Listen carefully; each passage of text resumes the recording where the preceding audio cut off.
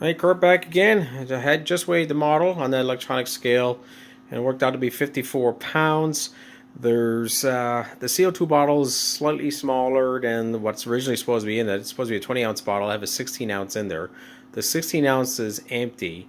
There should be about 3 pounds of weight on her. Well, I'm figuring the model is sitting somewhere between 56 to 57 pounds, which would put her right in the middle of the ballpark. So she's kind of between, her range should be 54 at her lightest to 59 pounds at her heaviest. She can actually, about a little more than 59 pounds.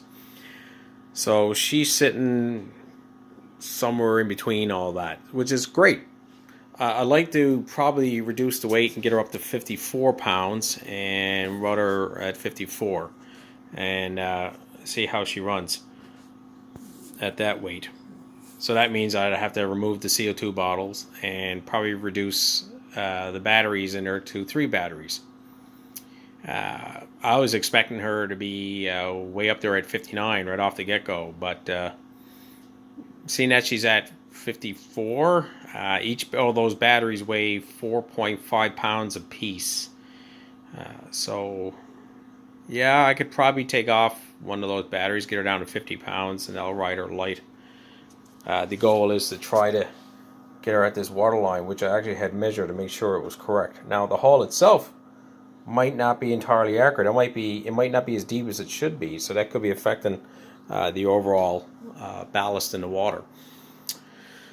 But very happy with her. This is a beast, but it's an old beast, and it's a combat beast. So obviously, I'd love to have all the details that normally would be on the hull side. One day, maybe I might have a Yamato that actually has all the details that it should have. I like to get rid of these and 3D print the open gun mounts and put them there instead of the domes. I put these there just to represent that there were guns in those positions, but I purposely had these domed because, well, obviously if they were open, they were going to get blasted from BBs, and just having these here, well, they would take the BB hits and protect a lot of the structure. So that was the whole point of having them there. So if anybody wonders why they're there and they're domed, well, it was there for to show a representation, but at the same time to provide some protection to the rest of the structure. So they would take the brunt of the hits. So and these were actually made out of I think they were made out of a dental cast. I can't remember now, but you notice I've got some odd ones here. This one was made by another fella. I only had 2. I remember I was running short. And these came from Battlers, and they're supposed to be plain looking.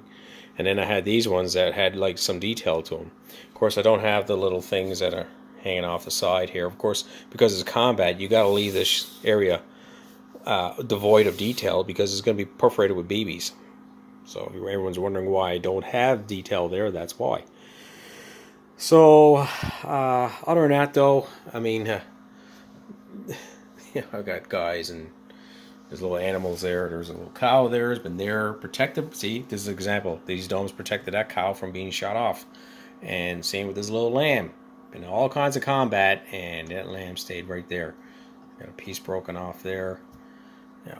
So flags are totally messed up. I mean, yeah, faded and everything. They got to be replaced. I don't want to put the ones I have on Montana because they're too big, really. This is the scale size they should be, but I can't get any of that size, and I don't have the ability to print them.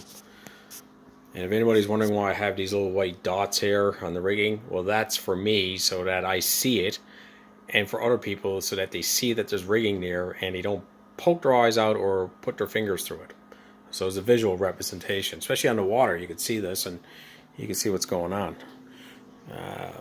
And yeah, I don't have blast bags there because the turret's always coming on and off all the time, and these are BB cannons, not the actual scaled cannons. So if anybody's, the scale length, sort of.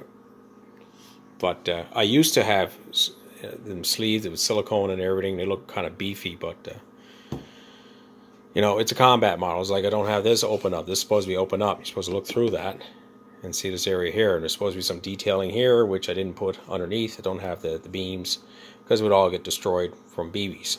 So you got to pick and choose what you're going to put on for detailing, you know. But now that she's retired, I can start to play around with it more and use my 3D printer now, which I'll be able to start printing off some real neat stuff. And this should be all good. All right, this is Kurt signing off. Yamato's done, and that was an introduction to some of the fleet that are basically operational, and like the Missouri's in the shed, and she's undergoing refit. There's another Iowa class model Missouri that's being under just going on that's under construction right now. Excuse me, and of course there's an Arizona to build, which I haven't started yet. So I just want to give you a look at my old fleet, and you never seen the insides and never really got a good explanation, and I just wanted to give you guys a little insight into these old but very faithful models. I've had a lot of fun with them over the decades, decades, and hopefully to continue on until I can no longer lift them anymore. All right, this is Kurt signing off.